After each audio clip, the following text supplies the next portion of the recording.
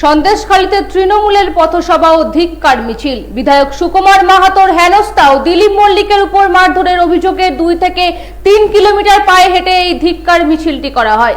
মিছিলে উপস্থিত ছিলেন সন্দেশখালীর বিধায়ক সুকুমার মাহাতো, দিলীপ মল্লিক ও একাধিক তৃণমূল কংগ্রেসের কর্মী সমর্থকেরা। সন্দেশখালীতে তৃণমূলের পথসভা ও ধিক্কার মিছিল। বিধায়ক সুকুমার মাহাতোর হেনস্থা ও দিলীপ মল্লিকের ওপর মারধর, তার প্রতিবাদে আজ সন্দেশখালী ত্রিমণি থেকে 2 থেকে 3 কিলোমিটার পায়ে হেঁটে এই ধিক্কার মিছিল। এদিনের এই মিছিলে ছিলেন সন্দেশখালীর বিধায়ক সুকুমার মাহাতো, দিলীপ মল্লিক ও একাধিক তৃণমূল কংগ্রেসের কর্মী সমর্থকরা।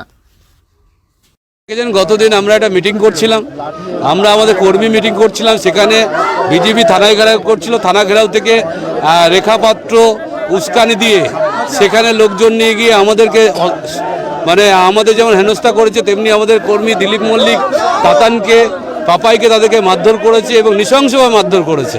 তার প্রতিবাদে আজকে ধিক্কার মিছিল, প্রতিবাদ মিছিল। ঘরের মহিলারা তো এমনি বুঝতে পেরেছি, গঙ্গাধর কল যখন ভিডিও ফাঁস করেছে তখন মহিলারা বুঝতে পেরেছে এদের নাটক কত দূর ছিল, এতে ষড়যন্ত্র কত গভীরে ছিল। তাই আজকের মহিলারা প্রতিবাদ করছে সামনে এসে।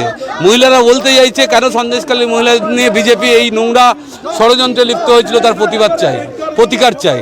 দেখুন, আজকের হাজি সাহেব যে নমিনেশন দিয়েছে তার মতো করে ইলেকশন বুঝবে, ইলেকশন কমিশন বুঝবে, ওটা আমাদের বিষয় নয়। আজকের যখন বিজেপির কিচ্ছু নেই, সব অস্ত্র ফেল, তখন নমিনেশন নিয়ে তারা প্রশ্ন তুলছে, আর কিছু। সন্দেশখালী থেকে সুকান্ত দাসের রিপোর্ট, পিবি নিউজ।